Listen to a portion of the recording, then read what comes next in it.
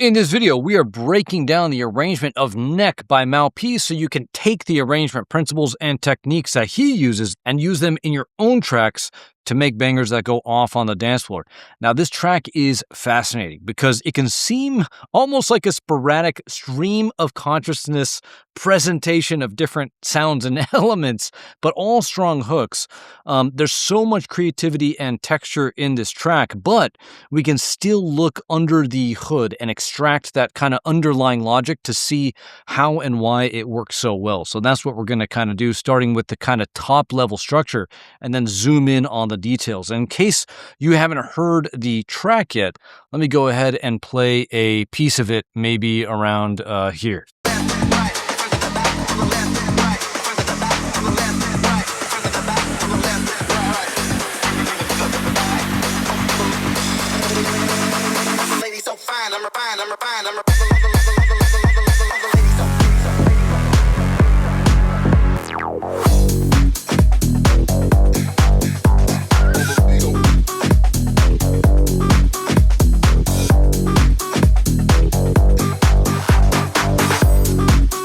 Now, usually what I would do at this point is I would show the HC2 formula on screen, or at least the cheat sheet for it, because a lot of times in the top tech house tracks or house tracks, you're going to get what I call the HC2 formula, which is kind of like the boilerplate standard kind of arrangement structure for a track. And, this is really close, but this is more technically what I would call an HD3. And HD just stands for hook drop. So how many hook drops are there in a song? How many drops are there where you have prominent hooks playing on top? Also, I call it the HD2 formula or HD3 formula because it's all about the last one. Everything, for example, in Malpiece track right here is working up to this moment right here.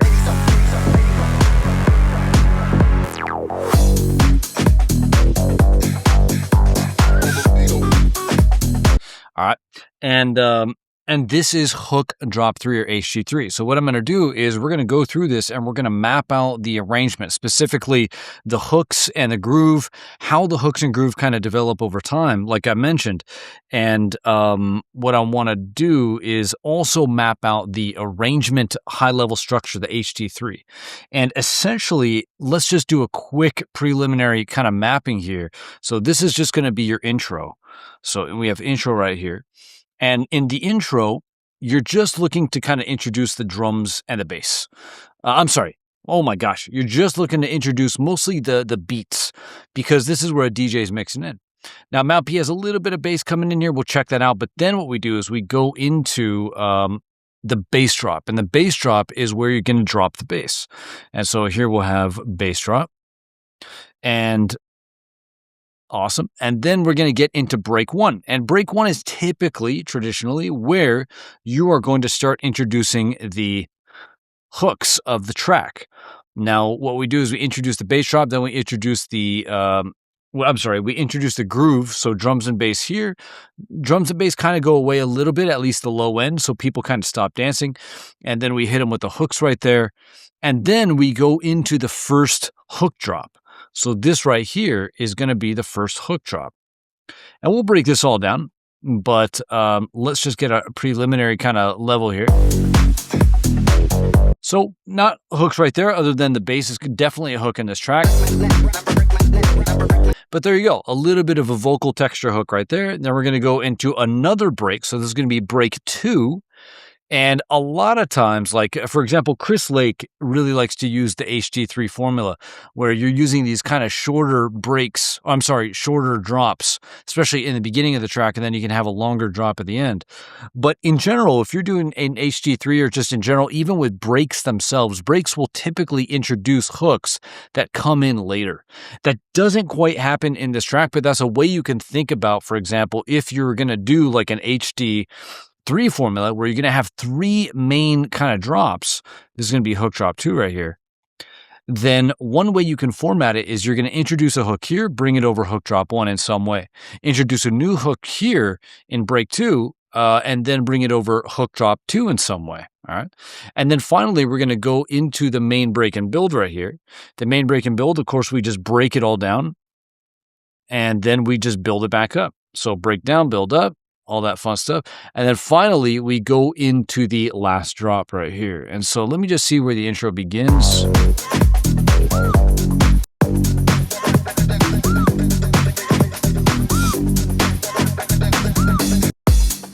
Okay, so here's kind of like what the last drop is. So here we go. This is hook drop 3. And awesome. So this guy is 32 bars, and you can see the previous ones were about 16. I'm trying to do way too many things at once. But here we then have the outro. But here, this is just your standard kind of HD3 format, just as we just map it out in this preliminary way. Here, intro's 24 bars. Interesting. We can, want to do 16, you could do that too, just 30 seconds of intro. And then this is pretty standard, right? And then we have a 16-bar bass drop, 16-bar break 1, 16-bar hook drop 1, 16-bar break 2, 16-bar hook drop 2, main break and build. And this case is 32 bars, and then 32 bars, then an outro 16 here. But yeah, so we're going to see kind of how this is the top level kind of structure or layout that Malpi is using. And so let's see kind of what's happening inside, specifically the development of the hooks and the grooves. So the drums and the bass, and then the vocals and some sound design elements. So let's just call this map right here. And we'll talk about what we tend to do in these sections. There's no rules, only guidelines, and kind of you could think of I'd be strong enough to say like best practices in order to really create like a good experience. And let's see what Malpi is doing, what you can do as well. So starting off at the beginning. So again, this is just an intro. So intros are for DJs, not producers. And so what we want to do here is just make it as simple as possible for DJs to mix in. And that means we're just going to introduce some beats. So here we go. Now these beats are going to be high passed. So let's just do HP for the beats.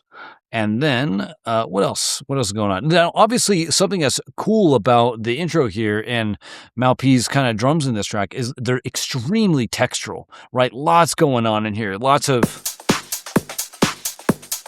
You can hear these kind of hum textures. You can hear vinyl textures. Just the sounds themselves are just very textural, like breakbeat-ish kinds of sounds. Even that kind of snare, that psh, psh. Right, you have your clear kind of clap, a little bit thuddy, but there's a snare texture on there that's kind of cool.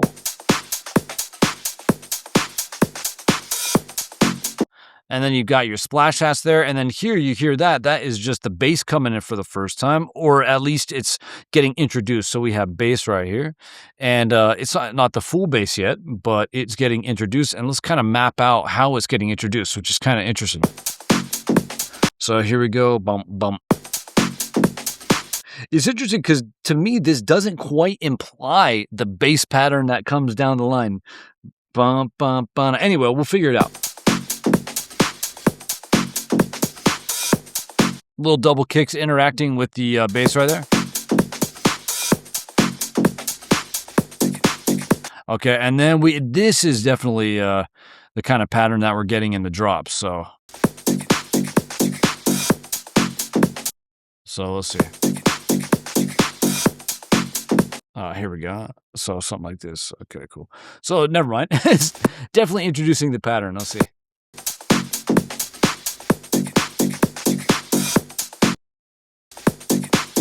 So we can get rid of this stuff. And then you can hear that kind of cool vocal texture there. All right, cool. So let's go ahead and just loop around this right there. Let's see how that continues here. So I'm just we're getting some vocal texture here. Let's just call it vocal texture. I'm not going to map out every single tiny detail of that. That would be missing the point of doing an arrangement analysis. There's always a time and place to dive way into the details there, but what we're looking at is mostly the development of the story.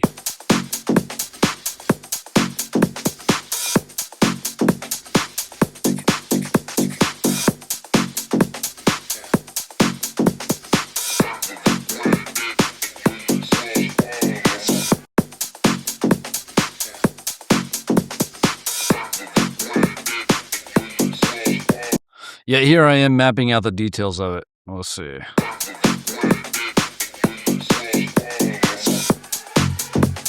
All right, cool. So this is chicka, whatever that is. This is yeah.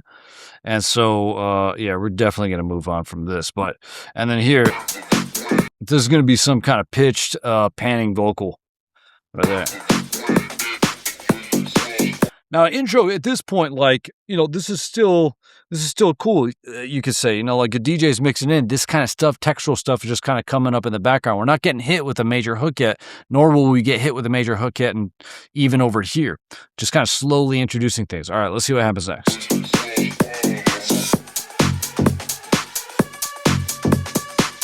Okay, and a crazy kind of chopped up siren that's kind of like.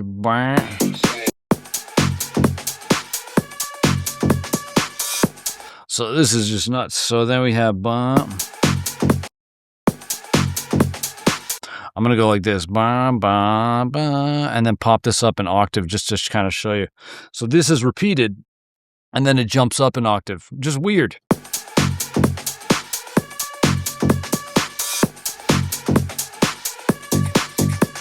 Okay, and then we're going to get these little chicka vocals coming over here, right there. Then we get the yeah again.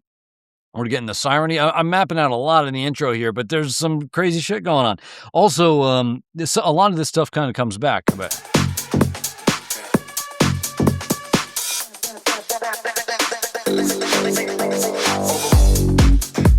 okay.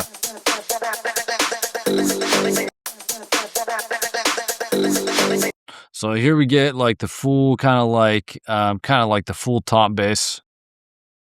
Or full mid bass, really. And just kind of LP up a little bit, low pass up, high resonance on there.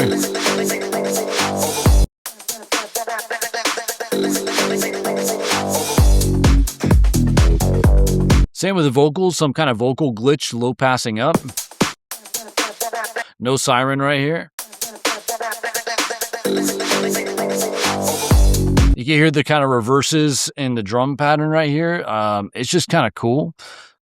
I'm just going to map this right here, just like reverses in the beat, which is kind of cool. All right, congratulations to us. We've made it out of the intro. But, you know, again, intros just are for DJs, not producers, really. Malp's definitely being a producer in here, which is cool. Here with the way that the bass line is introduced, some vocal glitchy stuff, and then that siren there. All stuff that could play behind like another track mixing in. But at the same time, people are going to play Malp's tracks regardless. But they might not play your track. So make it easy. And then here, with the bass drop, this is now where we're going to be introducing the bass line. And we want to introduce the bass line kind of by itself, because we want to get the listener to kind of understand what the bass line is, understand how to move, groove, and dance to the track before you start throwing hooks on top. Otherwise, they would be overwhelmed. Also, some DJs will still be mixing in here. So if you have a bunch of hooks on top, that could throw them off and they just won't play the track. It's like a headache. So let's see what Malp is doing. Here, we expect, again, the bass line to come in, and eventually, we kind of expect something to possibly move us towards the break, whatever that main break element is going to be, not the main break, whatever the primary element, I should say, for the break one is going to be. Are we getting a movement towards it? Here we go. We'll see.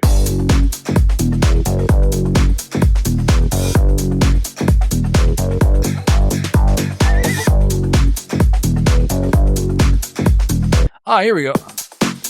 That's definitely there. I was tripping earlier. So it goes, dum. That's cool. And I'm going to map out the melody very simply here. I'm not going to do the actual notes, just the kind of general movement. So then we have that kind of dum.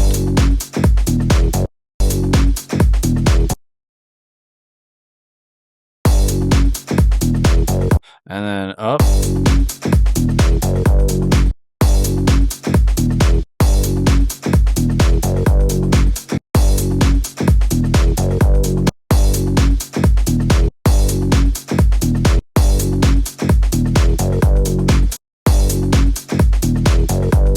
What's going on here?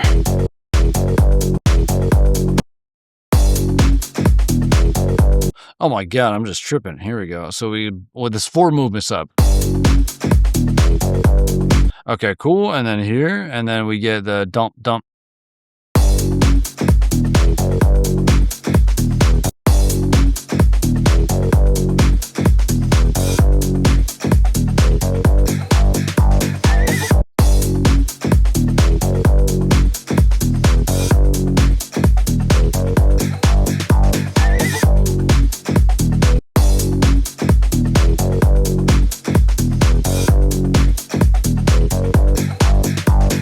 Oh, that's cool. And then so we're going to get this kind of back and forth between these two. Bump, bump. So.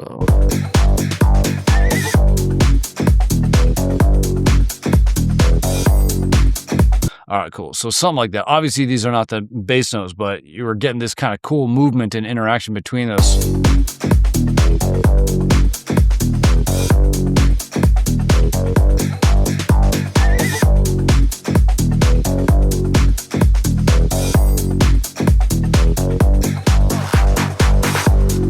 There's all these incidental things that happen. We could break this down even in like punks, but there's so many. Punks is just my term kind of for ear candy, but it's structured ear candy.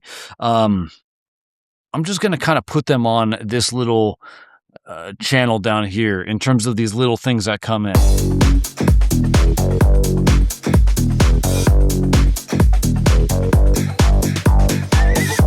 So like that guy, that classic sound.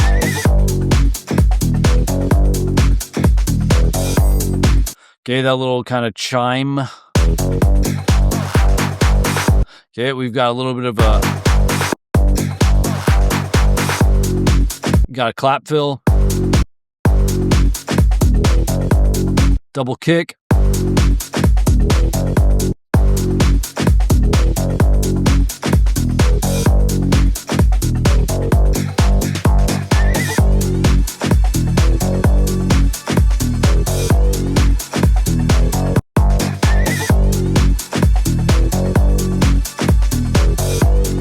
Okay, there's no chime right there, but obviously you can hear those kind of like old synth strings kind of coming up here. So that's fun.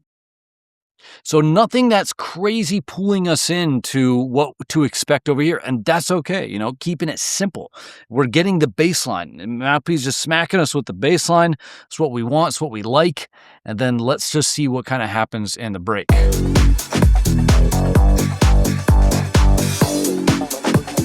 All right, what can we expect in the break? In break 1, typically, or just breaks in general, you got to give them a break. That means we're moving the low end in some way, either by high passing the kick and bass, removing the kick and bass, or removing one of the kick and bass, whatever. Keeping the groove alive is another thing we want to do, especially early in the track, so you don't just kill the momentum or slow it way down. So something's still going on, tops, drums, just high pass everything. Doesn't matter. Groove is still going in some way.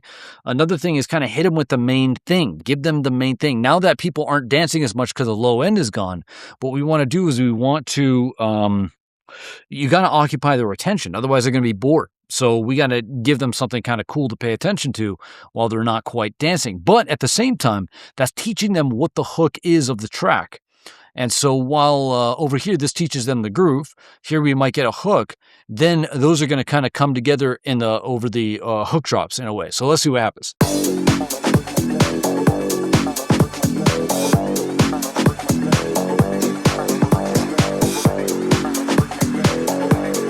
So it sounds like these sirens are kind of coming back over here. Let's see.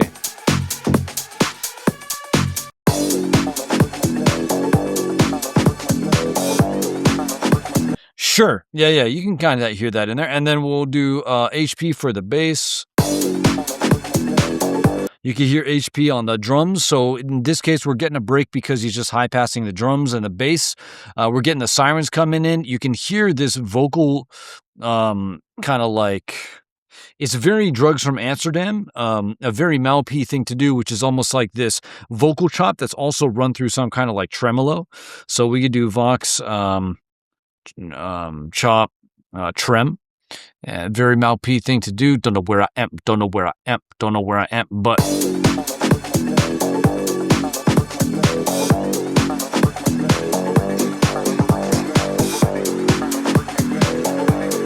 So you can hear the release, or at least the release.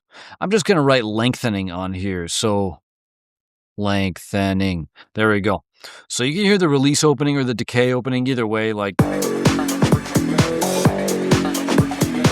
could be just like the cutoff open. Nah, maybe the sustain coming up too, but like these notes are getting longer.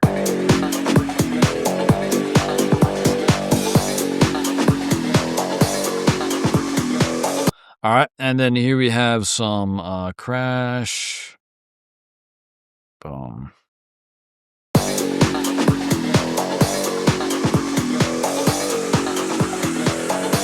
So clearly we're building tension.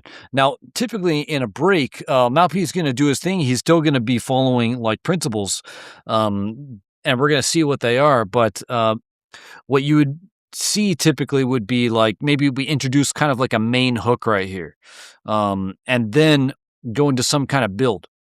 Once you introduce the kind of main hook, then you would kind of start building tension towards the drop, where the hook would kind of come together with the groove in some way. But here we're just going to get in this kind of texture. We're getting this exciting kind of tension early from the sirens and the strings just kind of lifting up. So it's already just building tension. It's helping us move towards something, which is definitely something that we want to do. Again, what I was saying is traditionally you would have like a hook that's presented, and once that hook is presented, then you start building tension towards like a drop. But here it's just lots of tension. It's still moving us towards a drop. And then, so let's see what other kind of tension elements are coming in here. I want to map out the crashes real quick.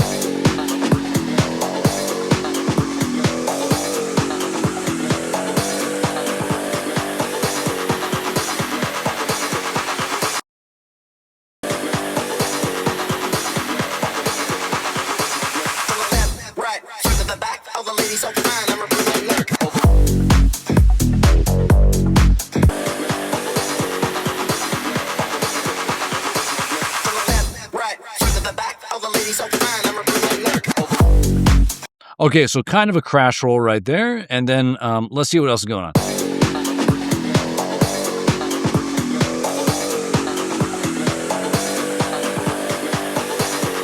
I mean, grow. I mean, there's so much going on. Grow. Growing means that on the bass, you can hear the bass just, yes, it's lengthening, but it also seems we've got some white noise up, but it also seemed like that bass was going into a space as well. So we have up effects right here. So we've got some white noise coming up. Might even start earlier than that. Let's see. And then let's see. You hear that clap kind of roll? Clap roll-ish. Sounds kind of like a clap just with some delay on there, but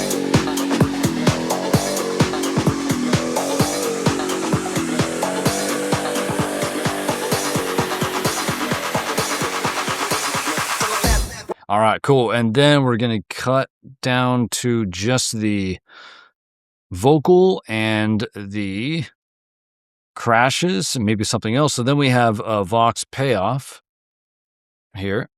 Now,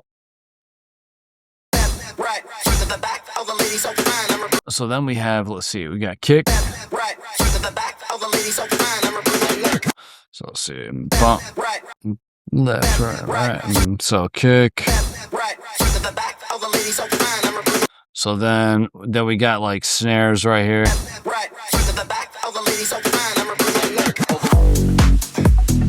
Okay, so snare. Oh boy, what just happened?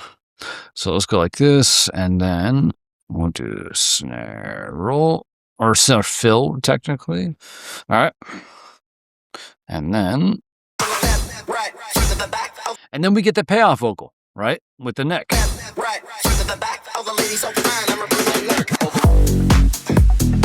All right, and then we have the little, we could do like DJ scratch. So DJ scratch.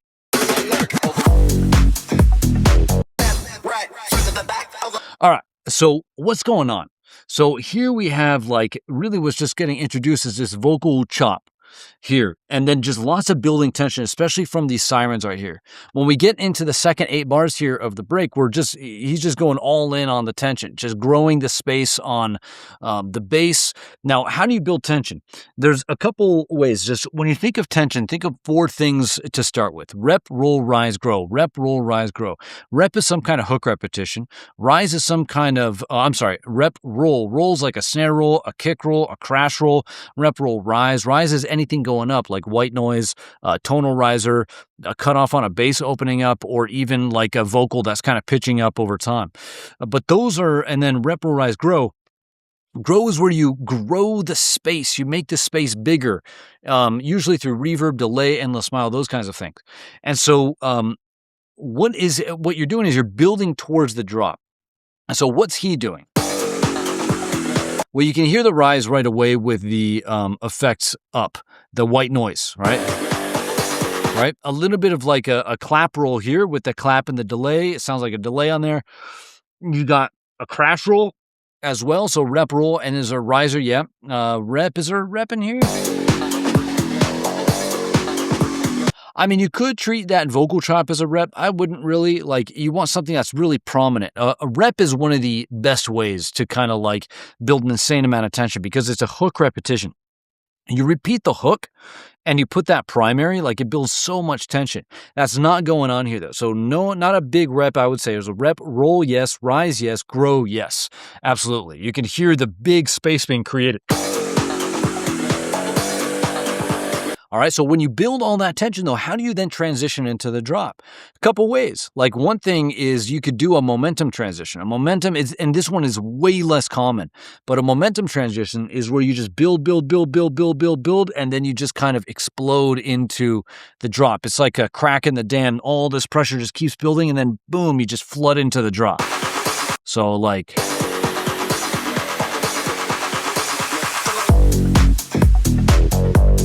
see, something like that, but a much more, I think, impactful way, and something that you hear almost all the time, is what I call a PIPO transition, P-I-P-O, and that is short for pattern interrupt pay off, P-I-P-O, pattern interrupt pay off. And what's going on is we have a building pattern here, builds, and then that pattern gets interrupted, in this case pretty abruptly, and that just makes everyone stop what they're doing, right? It triggers that flight or fight response, and people are just like, what's going on? And then in that moment where everyone is paying attention because you're like, what's going on?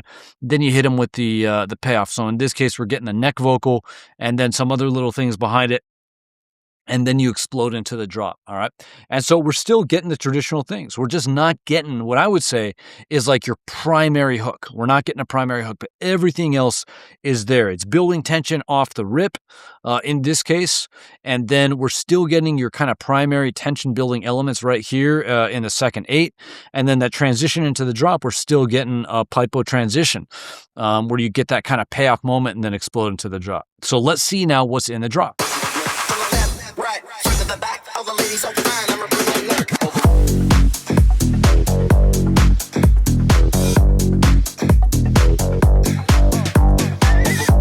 Now, my question is, when you get into the first drop here, are we getting any kind of lift above what happened before? Let's see if there's anything more exciting here that didn't happen back here when the bass came in for the first time.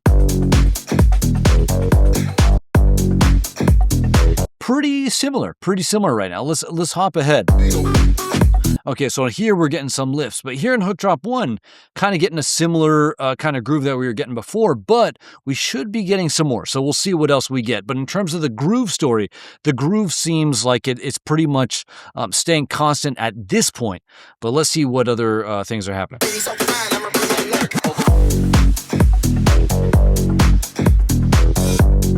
So here we kind of have this, let's just call it like an accent effect. So effects accent, which is just some white noise that kind of just triggers off of the when the drop starts. So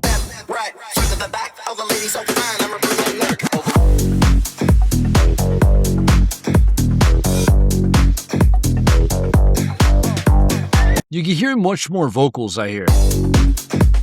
Okay, I was wrong.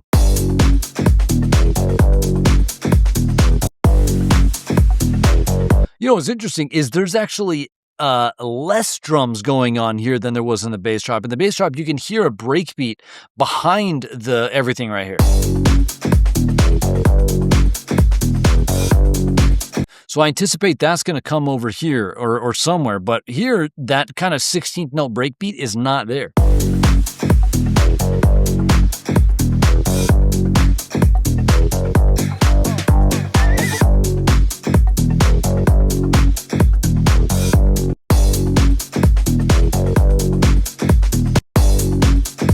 I'm going to just map out some of these vocals.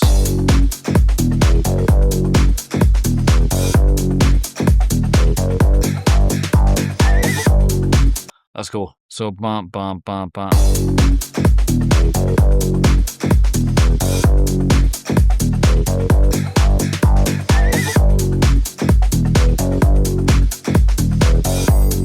Now, I think that one incidental sound kind of plays a lot. I'm going to call it the classic horse because that's what it sounds like to me. It's a classic sound. It sounds like a horse. So maybe someone knows what a better name for it is, or the origin.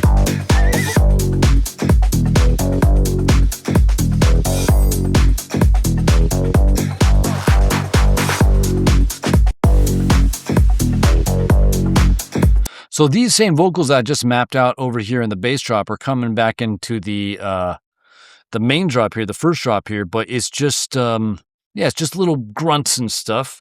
Let's see what else.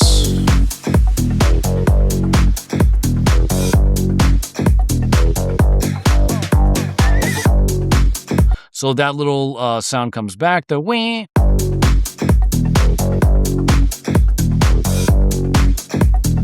What about that kind of like muted cowbell? Can you hear that on the right? Like, does that play over here?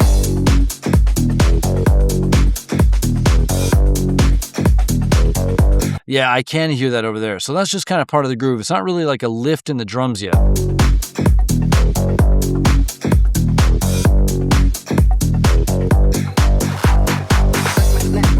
All right, I'm just going to put like clap roll or /fill. So since that's happening, let's go ahead and kind of map these out. I also know there was one over here that I put on the incidental channel. So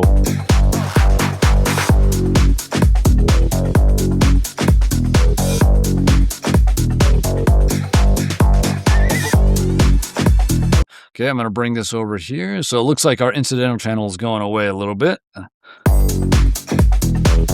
just going to call this a chime. And what's this guy right here? Oh, yeah, the double kick. All right.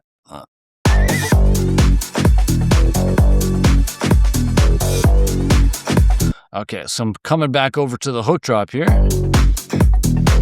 But that's what happens. As you kind of analyze tracks, over the course of analyzing a track, you can start to see where things are kind of fitting in. And so let's see where other things fit in.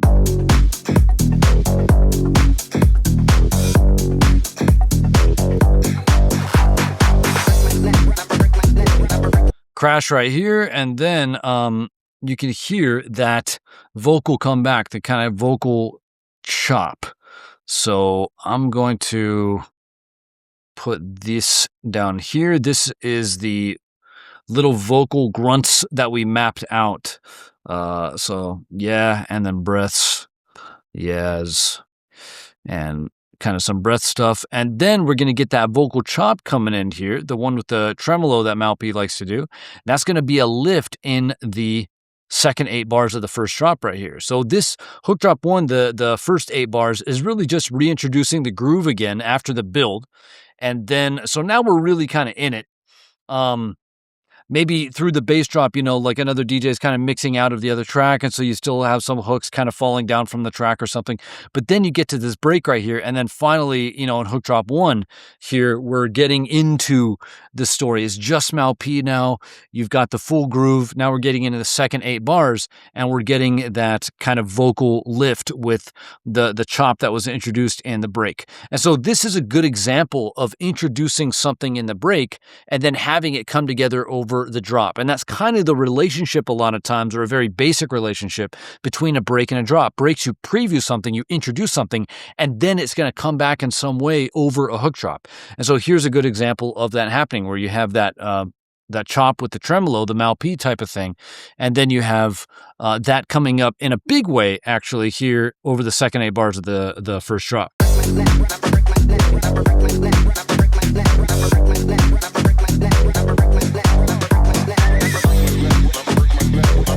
All right, cool. And then we get the wah, that sound, and then that kind of triggers a drop where now we're going to go lower pitch. Maybe it's an octave. I'm not going to try to work it out. Maybe it's just formatting down, but you can hear there's a switch down to a lower pitch on the chop. There's also this kind of weird kind of entry texture thing on top. You can almost call it an accent effect, but it just whatever the heck that is. You hear that?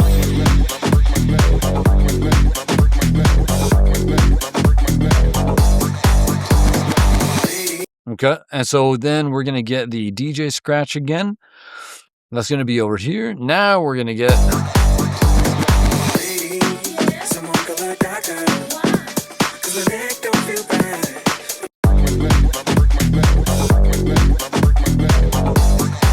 Okay, it crashes. Let's get some crash fill right here.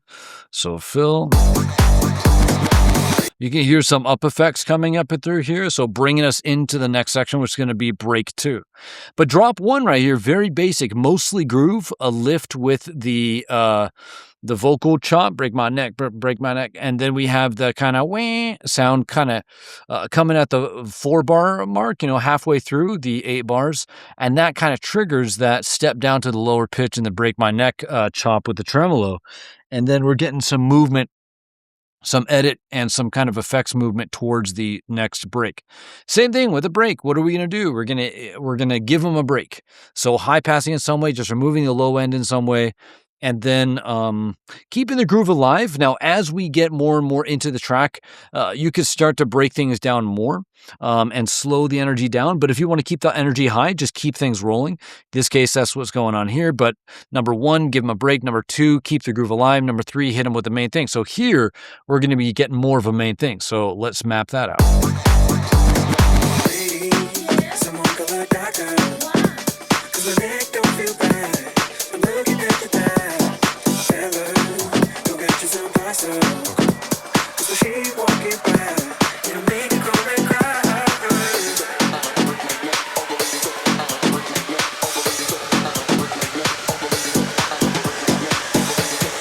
All right, so much bigger vocal there and much bigger build right here compared to what we got in the first one. So we'll break that down. But here, of course, is the main kind of vocal, at least for this section. It's just a big vocal, right?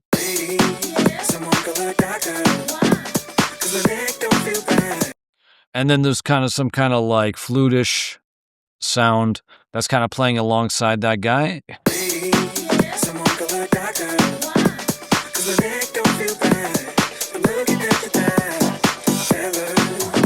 Kind of Justin Timberlake vibes. I kind of like it. But you can hear this kind of sound in the background. Dun, dun, dun, dun, dun, dun. Man, I'm trying to think of what song it reminds me of.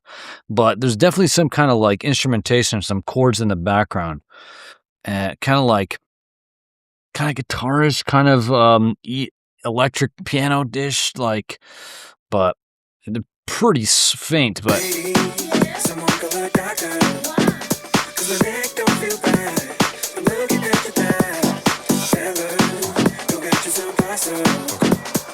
All right, well, we're already getting some up effects, so let's bring in the up effects right here.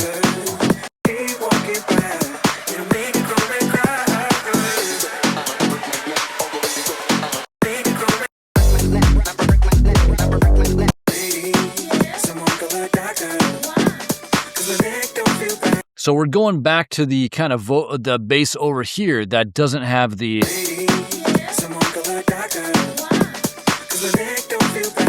That doesn't have the kind of mid bass there. And so again, that's a way of giving them a break. Obviously here we have the high pass on the drums.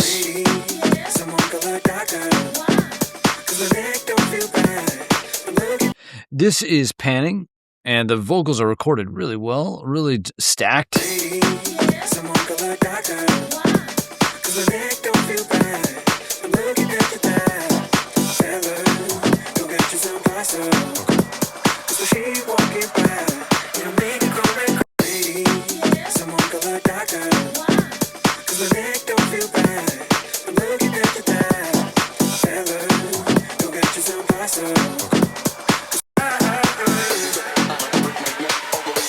All right, I wanted to look up the lyrics, and I don't think that Spotify has the right lyrics here. Let's see.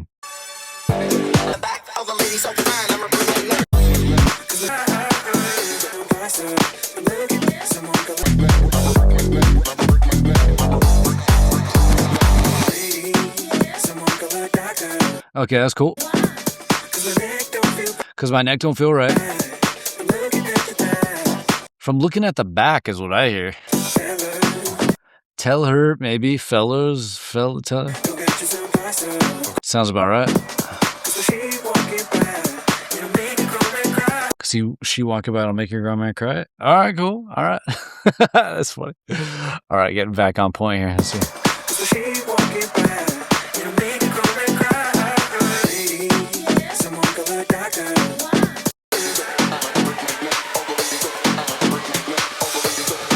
So going back to the tremolo chop. Okay, you can definitely hear the riser right there. We've got the bass, we've got the drums. Okay, what tension elements do we have? The flute is still going right here.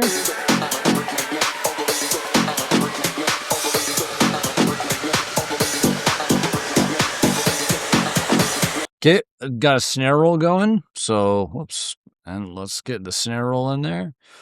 A snare roll. Cool. Bump, bump.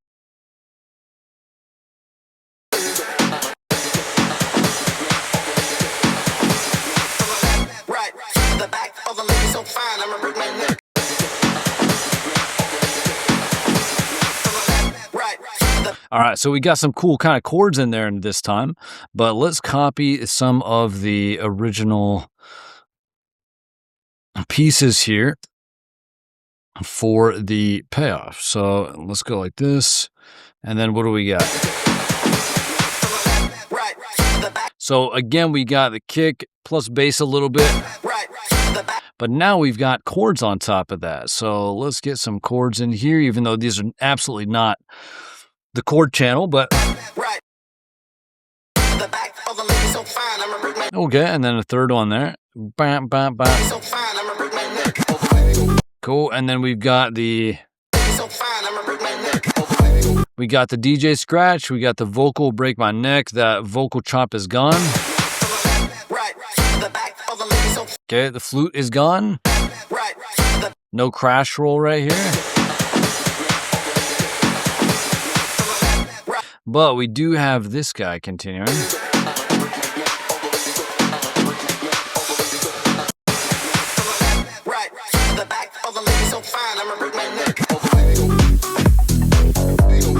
All right, cool. All right, so same thing, rep, roll, rise, grow. What do we have? Rep, roll, rise, grow. Not a lot of rep, roll. We've got a snare roll there. Rise, we definitely have that big riser in the background.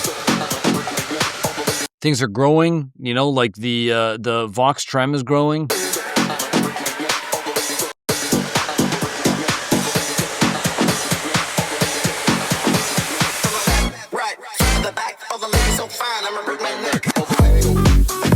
All right, and then we're going back. So let's go ahead and bring the drums and the bass over. There's that entry right there. So let's see. Let's get this guy in right there. But now we've got this little lead. It sounds a little bit vocally, a little bit like a pitch envelope or something on it. Some kind of detune, so we'll just call this lead. And I'm just going to go to there, and then here we go. So again, like with the break, you preview kind of what comes in the drop sometimes, right? That's just a very basic way of looking at it. It's not a rule at all, but it is a safe kind of guideline that you cannot go wrong doing that. But in this case, what is Mal P doing? Well, he's got these cool like vocals coming in, really kind of like early 2000s vibe to me, like kind of Justin Timberlake on his own in a way. In a way, and then the music behind it going into the build back to the vocal chop, but now we're going into a drop and we've got this new lead right here. So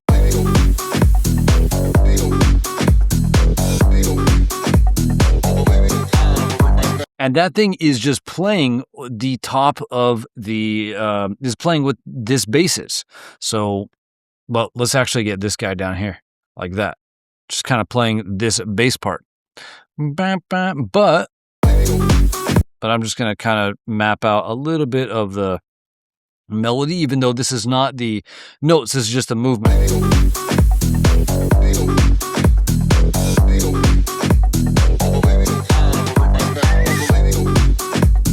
Now, I'm curious if that hits a little bit before the beat.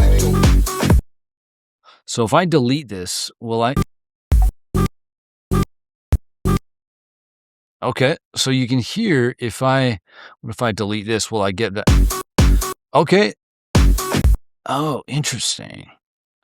Okay, so this is actually going before that bass, like this. Bump. So that is different than what's going on over here. Let me make sure I have this right, yeah, that's definitely right.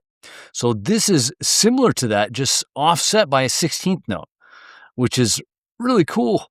Okay.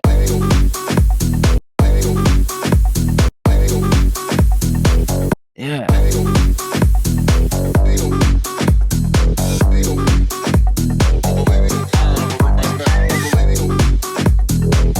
All right.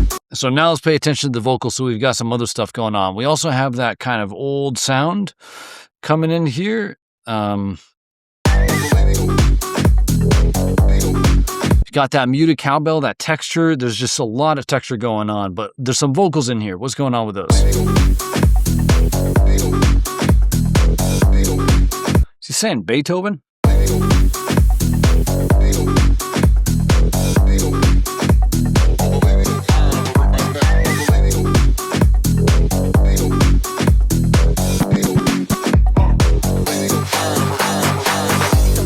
All right, we're just going to do like a little bit of an edit map here. Okay, cool. And we're just going to map that because, again, there's just a lot of stuff going on. So let's see, what's this? So you got a little bit of a DJ scratch right there. So let's go ahead and put this here like that.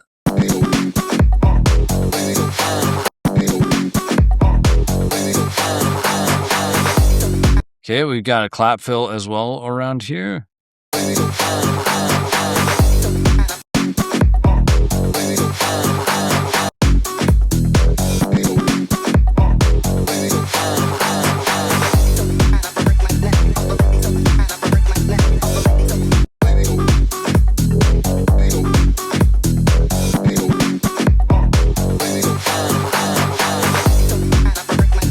All right, cool. So just a pretty dramatic edit right here. And then what are we getting? We're going back to the vocal right here, the kind of chop that he does. And then we are bringing in the kind of strings right here. So the kind of retro strings. All right, so that comes in. Lead goes away.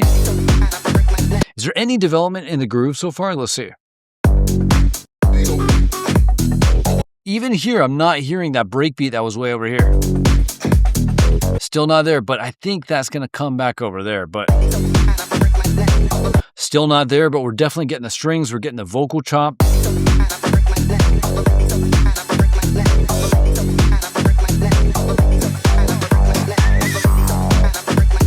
Hey, we got that little chime again. Although I don't think it's the same one, but we'll just throw it in here.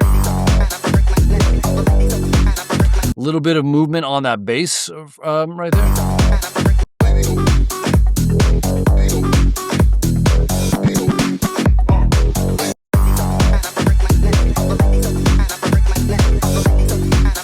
You can hear that kind of cutoff opening a little bit more on there.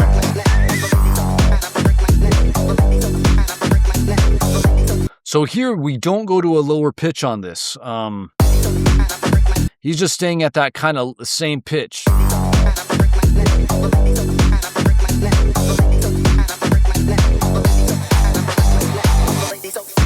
All right, let's kind of map some of these elements over here that serve as the edit into the main break. Let's see. So here we've got kind of a crash fill. So let's pop that in. Little bit of a clap thing, I think, coming up there. Could be a vocal too. Just a really fast vocal. That's sick. All right, we got that little white noise blast right here.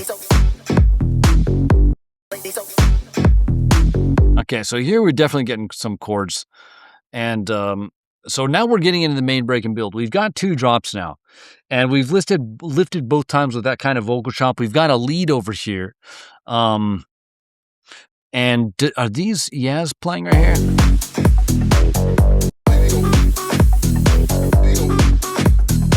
These are playing, but there's other ones too. So I'm not entirely sure what it's saying there, but it's just a chop of the original probably.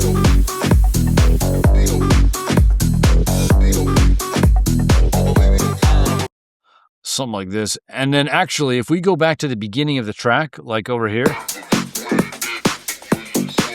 I thought that might be kind of similar to what's going on here, but it is not.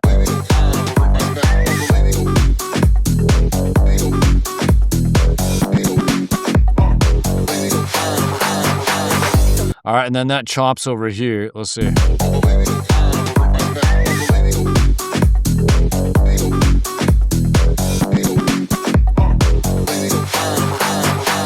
So right like this, let's see. So that was kind of like right here, we're getting a little bit of a chop. So boom, boom, something like that.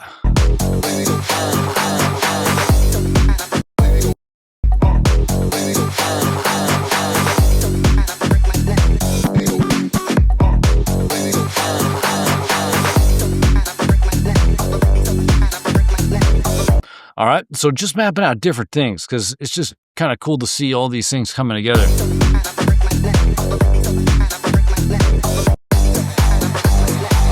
Now with the main break and build, when you're in an HG3, you're typically thinking that the things that you introduced over here separately. So we introduce something in here in hook drop 1, hook drop 2, and then hook drop 3 is a way that all this stuff can kind of come together. And so that's what we're going to be looking at. This is just going to break things down. Typically, we're not going to be introducing something new here. We're just going to be breaking the groove down, hitting the listener with some hooks, presenting some kind of big hooks. Who knows though? Malpi might just, do his thing. And then over here in the 3rd drop, we're going to see how everything kind of gets comes together and just gets tied together or whatever. So let's break down the main break. Let's see.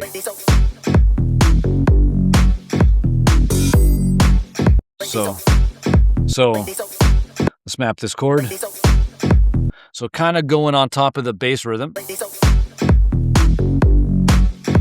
So that's definitely following that kind of more percussive bass rather than the resonance bass.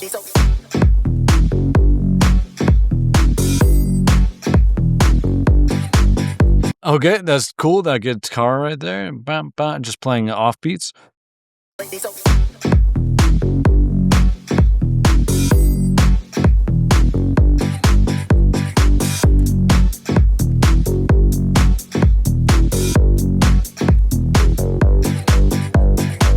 All right, cool. So here we've got some cool breakdown of the drums and the bass. So this is just kick. Are we getting full low end here? Let me just check. So this is going to be your strip. So I'm just going to type strip. Strip is just kick, bass, hook, and it's a way to kind of transition into the main break and build. Like I said, one of the things in the break is you want to keep the groove alive. But here in the main break and build, this is again where you can really break things down, especially when you're this far into the track. Because a lot of times in a main break and build, where it's a main breakdown, a main build up, you can go from lowest to highest. So you break things down even more so you get to that lowest energy point, and then you raise it all the way up to the highest energy point and explode load into the drop, which either the highest energy point's going into that drop or it's even in that build right before that peak out moment. But, one of the things is going from lowest to highest. So here we see that we've kind of reached like the slowest and the lowest energy point. Compared to, right, higher energy, higher energy. Breaking it down, we've also opened things up with the vibe of those guitars just in the background, creating that kind of back wall space. A little chime.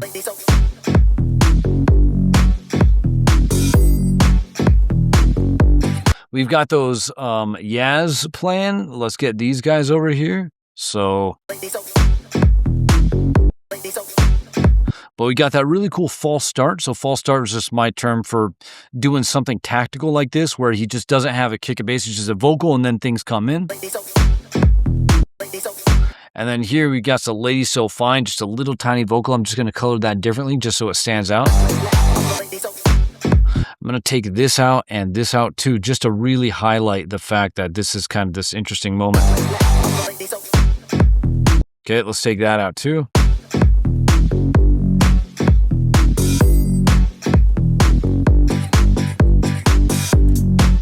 Okay, a little bit of a lift there in the hat, so hat lift.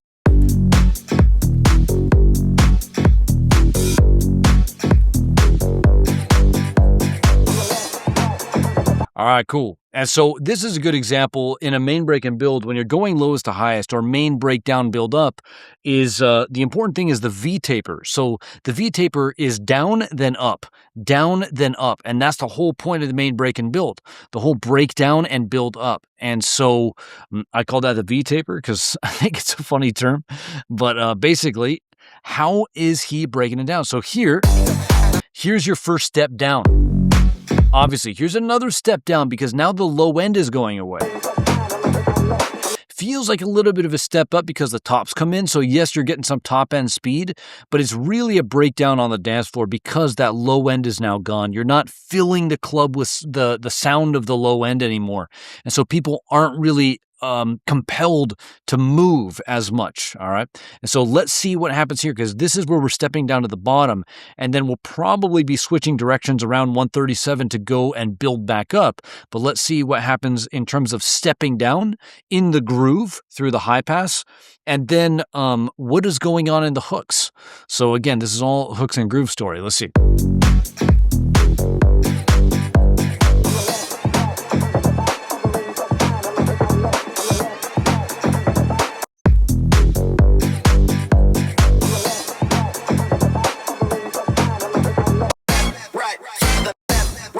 All right, cool. So I'm going to put that vocal to left, right, because that is now kind of low passing up. This is the payoff vocal. So we'll do left, right, neck, right. Those kind of main keywords there. So this is low passing up. So here we're getting that break beat. Okay, so that's cool. So I'm going to actually just create a new channel for the break beat. Cool, and that hopefully will trigger that break beat coming into the last drop that was playing in the bass drop, and I believe the intro earlier. So now there's a new kind of bass pattern actually. And that needs to be moved over a little bit like this, I think. So there's a little bit of a syncopated hit right there. I don't know if that's the bass or what. Okay, it's definitely a new kind of bass pattern. So I'm going to go like this. So then we get this hit, ba-bum, bum, ba-bum.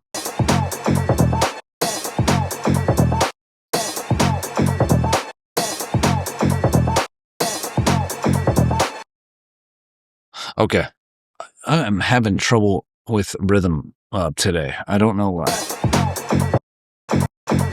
Yeah, what the heck? Okay, I thought so. All right, so ba-dum, ba-dum. Maybe it's the breakbeat in the back that's throwing me.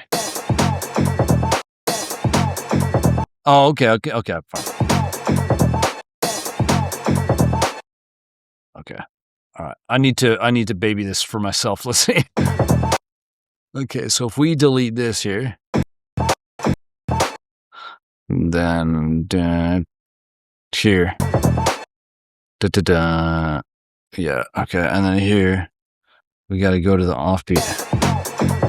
Okay, cool. That makes more sense. So something like this.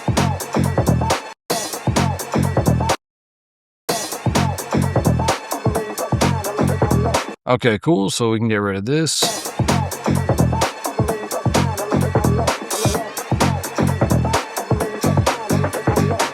Okay, so let's duplicate this just like that. And then here he's going to go back into that offbeat thing again.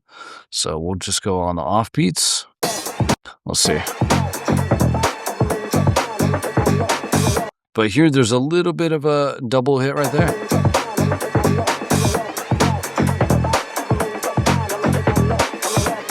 Okay, cool.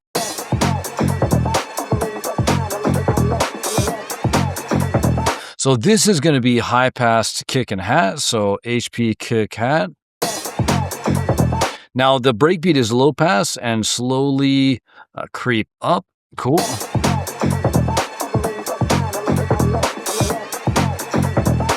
So we're getting these strings. Let's bring these strings over. Do we miss the strings over here? Nope. Okay, but then these guys are low passed a little bit, and they'll probably open up as well. Let's see. You can also hear the sirens way back here are starting to come up, but these are low passed as well. And I'm going to just consolidate these so I could just do LP up. And same with this. Let's just consolidate LP up on the siren and the synth strings.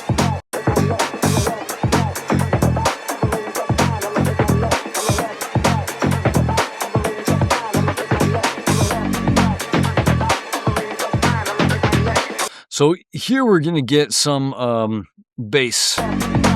So I'm going to just like, I'm just going to put this, so let's just go like this.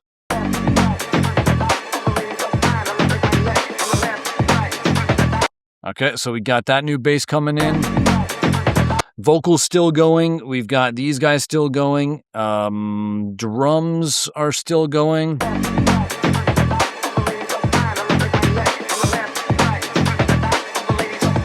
You can hear things coming into view because the low passes are opening up more. Okay.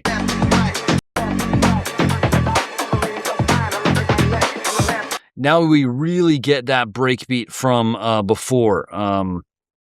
Yes, breakbeat from before. You can hear the 16ths in there.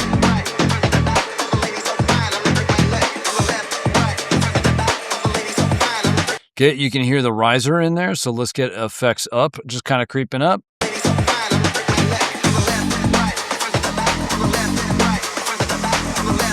So we're getting a kind of crash roll over here. Let's get the crashes from over here, probably same pattern. Let's go.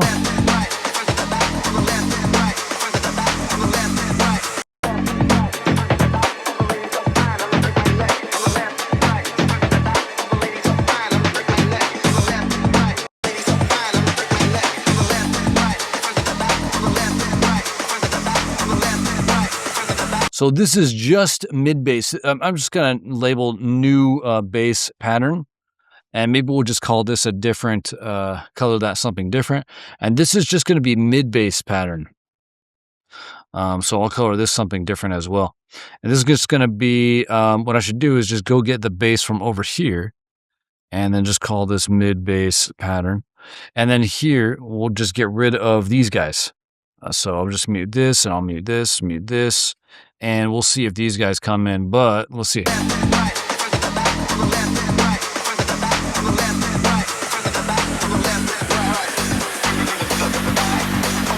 Okay, so here now. So this just kind of glitches. So let's just kind of loop that out.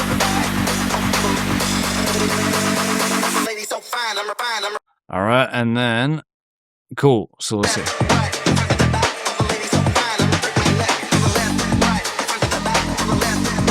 So vocals still going.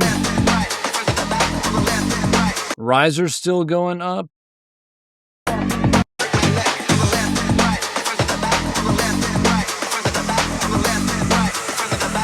I'm not really hearing any of the strings or the siren anymore.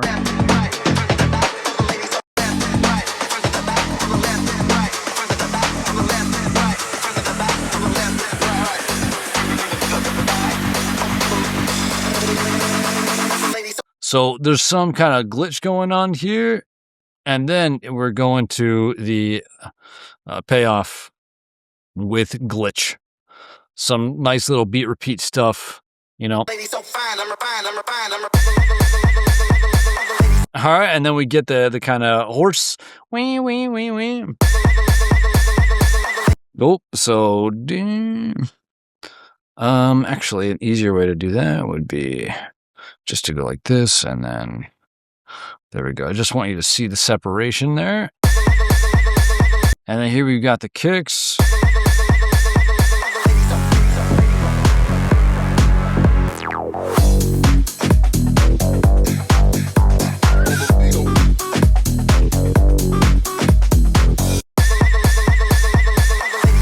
So same with the crashes.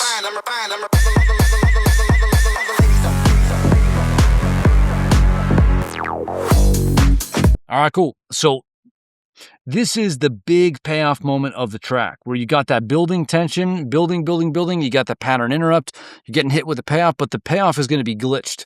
The reason why I think that's cool, other than it just being cool, is that it kind of forces you to go back and listen to the track if you want to hear the payoff. This is a little bit of a denial of expectations, but I think in a cool way. Another thing is that we've heard that kind of payoff twice already. And so he's kind of just doing a commentary on his own where he's just like, I've set that up twice for you, and now I'm going to deny it, you know? And so I think that's kind of a cool move. And then going into the drop.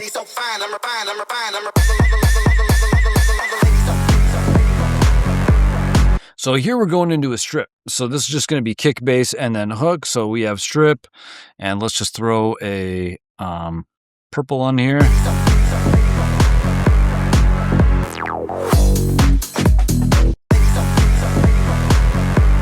So we've got some, I'm just going to put like a bass layer or something.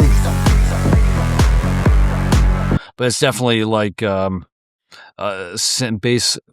I'll just call this like synth layer just to open things up when you get to that strip. There's so many tracks that do this kind of move here, but this is done in an interesting way. Like obviously the bass is super interesting, but that sound is different. Like typically we'd have the bass fully open here, but now we're getting a kind of synth playing on top of the bass. It's also playing more of a sustained sound than the bass is. Okay, and then we're going to get that kind of like resonant moment right here. Let's just do res. And he's just highlighting that. So I'm just going to color that yellow.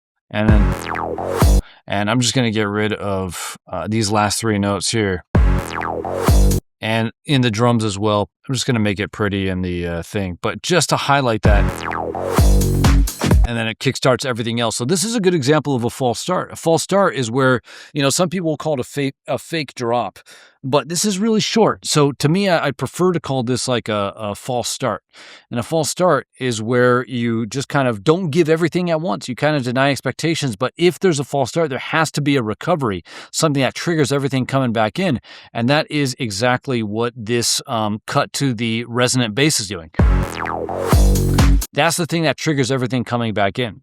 All right, so let's see what else is going on here. We got that bass synth layer. We've got the bass. We've got the strip, kick, and... So this is basically kick, clap. So kick, clap. Okay, we've got some up effects right here.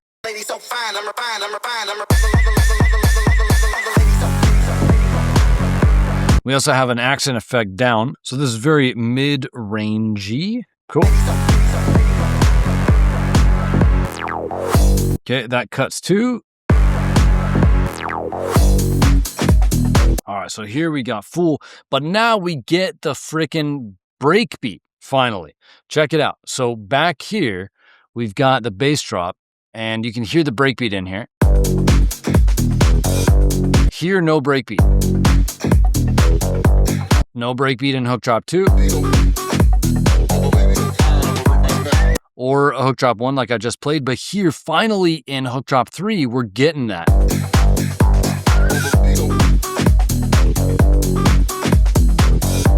All right, now obviously we're getting the lead too, so we're seeing how some of these things are coming back to the track. So I'm going to move this back here because we definitely have the breakbeat. Does it play here? It does. All right, cool. And so, okay, so now that we're getting back into the whole groove of things, what else is happening? Okay, a little bit of a noise blast right there.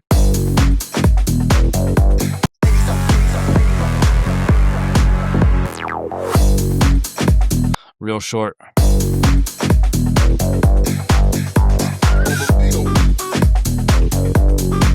All right, and so instead of bringing all those vocals and the lead coming in at once, he just lets things breathe for a second. So we've got the false start right there, the recovery, the groove kind of kicks in again, and then after 4 bars, then we're going to get the vocals over here, and then we're also going to get the lead right here. So let's cut that, and then let's see.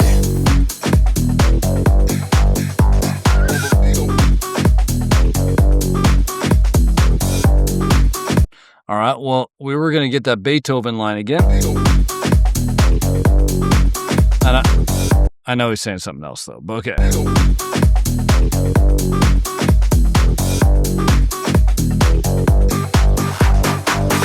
Okay, so I'm actually not hearing any of this right here, okay?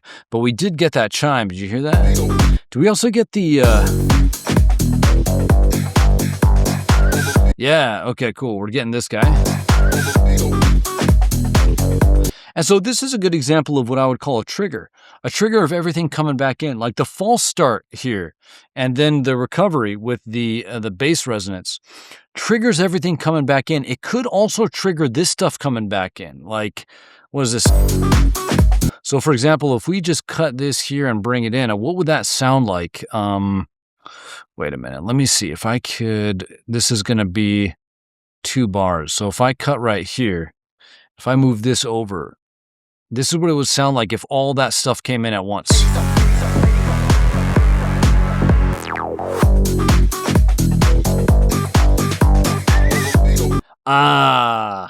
That would be way too busy, especially with this bass right here doing that pattern. Because it's like, what? So we need that moment, and then we can settle into that lead. Because that lead playing the bum bum bum bum off the rip like that, way too much. So yeah, he lets it breathe for a second, lets that 4-bar phrase end, and then we go into the new 4-bar phrase with the lead on top. Very cool. It's cool to see that, to clearly see why those decisions were made.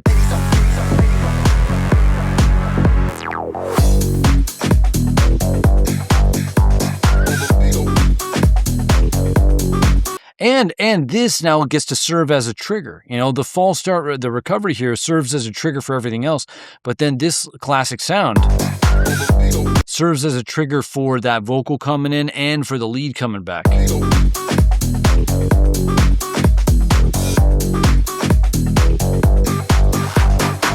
All right, we got that clap fill again. Let's just throw this in here like that. Cool. Little chime. Where's our chime channel? Our chime channel right here. So I'm just gonna go like that.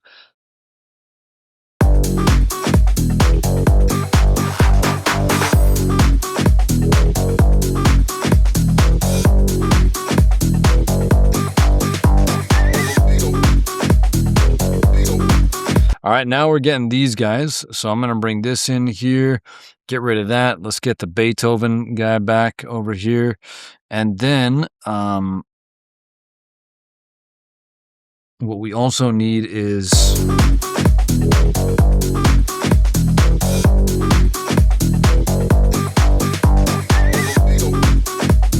And then we need the little horsey sound. Whee!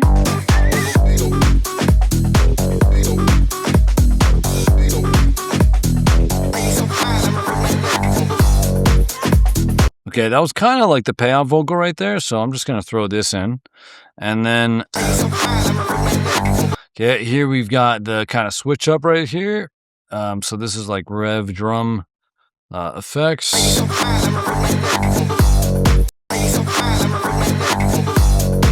All right, so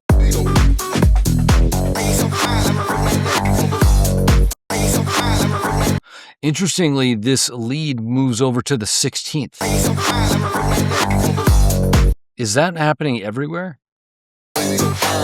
No, that's definitely on the offbeat. That's definitely on the offbeat. Is just, what about here? Definitely on the offbeat. But here,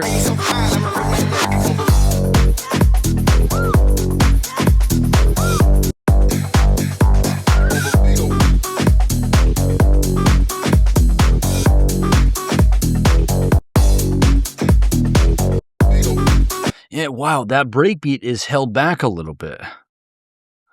I think it's pretty much the same one that was playing over here as well. But then we get it playing in full over here. All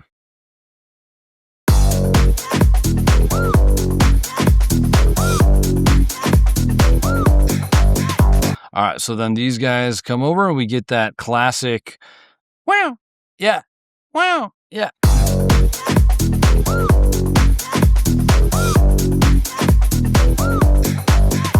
All right, so here we go.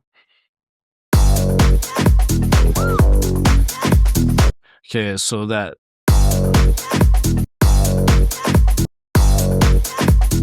I mean, everyone knows this. I don't need to map this out, but. Woo! So the think break right there, from that old track.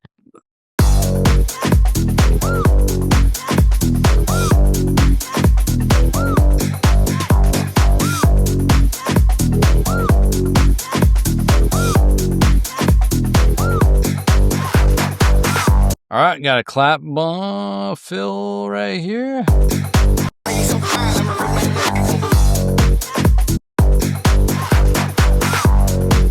I love that reverse right there. It really just makes it feel like the DJ himself is switching up the and throwing this acapella on top. I think that's really cool.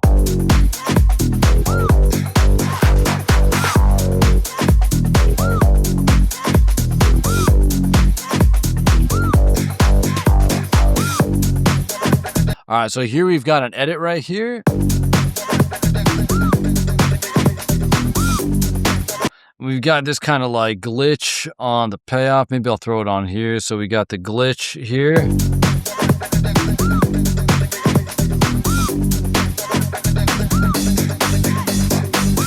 All right, and then of course.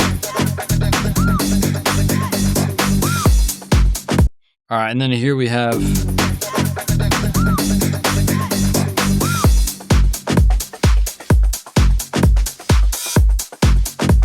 All right, and then we've got, oh yeah. All right, and then we've got this over here.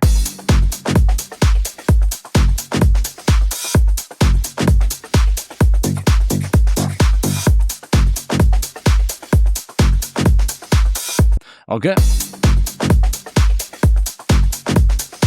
You hear the drums in there, so energetic.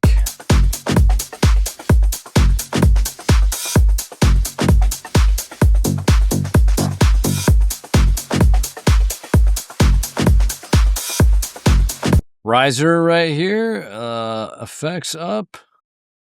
Let's see.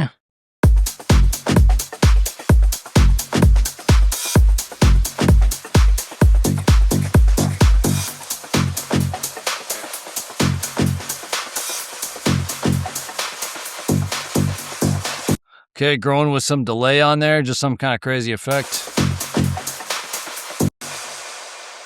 Cool. There's definitely some delay in there. Okay, wow. Wow, what a track.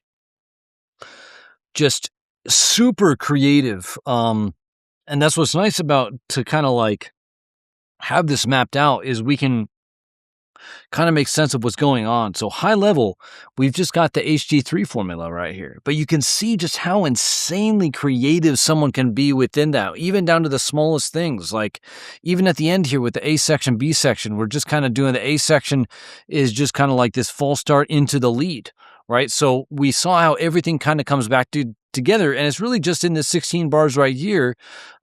We just go into that lead that was that was introduced in the second drop. And then for the B section here, we're going into kind of a new section, although teased throughout with this kind of just really subtly introduced breakbeat that I knew was going to be there somewhere. And it finally came back over here, the think break with the woo, yeah, like that thing just playing in the last 16. But it's just so creative, like every single section. Especially the switch up with the bass right here, crazy. Just going to change the color on that.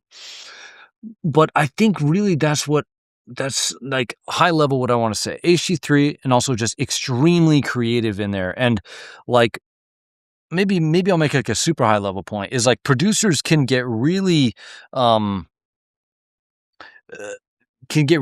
zoomed in to like a reference track as an analogy, where if you're going to go with Mal P and you're going to go 1-to-1 on him, it's so easy to zoom in, and try to do exactly what he's doing. And I really fight myself in this when I'm doing the arrangement breakdowns. I will map out some of the rhythms and stuff just so I can see how it's going. But even that, I kind of hesitate to go too deep because then I might end up wanting to play with that specific rhythm. And so you can get really zoomed into a reference track and almost fuse with the reference track where your track becomes the reference track, and you really don't want to do that. It's the opposite. Instead of zooming in, you want to zoom out. And the cool thing about, as an analogy of zooming out from the reference track, even with a breakdown like this, it's really easy to take what I'm saying as literal, as like you have to do these things. And that's exactly not true. Like you can see even when you have like an HG3 formula, or you have like an HG2 formula, and you see all the little check boxes and things that you can do, you got to understand those are not rigid rules. If anything, it's the complete opposite. They are, you could think of them as like flexible frameworks, like things can be pushed and pulled and bent and stuff. But that's not even the right analogy. The right analogy for all this stuff is that, yeah, we can kind of break things down and structurally see what's going on and actually see the underlying logic. But you still have to step in and play with it. You still have to step in and experiment with it. Sometimes producers can be afraid of doing that, but I really like doing these arrangement breakdown because what this ultimately is for me when I look at this, if I was going to use this as an arrangement template, is that every single thing on here is an opportunity to just play with it, right? Down to the channels over here, this is almost like an ingredients list that I can start with. I don't have to follow it blindly, but this is like an ingredients list. And then here's how those ingredients are used, Now, that's a very object level look at this because it's just this channel, this sound. And really what I try to do in these breakdowns is give you more of a story level understanding of what's going on and how things develop over time. But what you could do is you could look at every single thing here as like a playground, as like a little sandbox, right? It has borders, like there's borders around it, but then you can play inside of it. This whole thing is like a sandbox. So we've defined the borders, we've defined kind of the constraints of what's going to happen, but you still have to step in and experiment. You still have to step in and play. And so that's probably and this is such a good example of that because Mal P is there's just so much creativity in here that that's really all I can say is it's hard for me to zoom in on any particular thing because almost everything here is just super creative. It's really just zooming out and just appreciating the creativity within the structure, because it's still structured. We still need to give the listener a structured experience, but it's being willing to experiment and take creative risks within even that structure, right? Because having the structure makes it easier, I should say, to make decisions, to tell a good story, but you still got to step in, you still got to play around, you still got to experiment and have fun. And that's what this track makes me think about, makes me want to say. So you can download this, of course, if you want to use it as a structure. You fill it in with your own unique creative content. But if you got your own insights about this track or questions about what we covered, leave it down in the comments below. Thanks for watching, and I will see you in the next breakdown. Peace.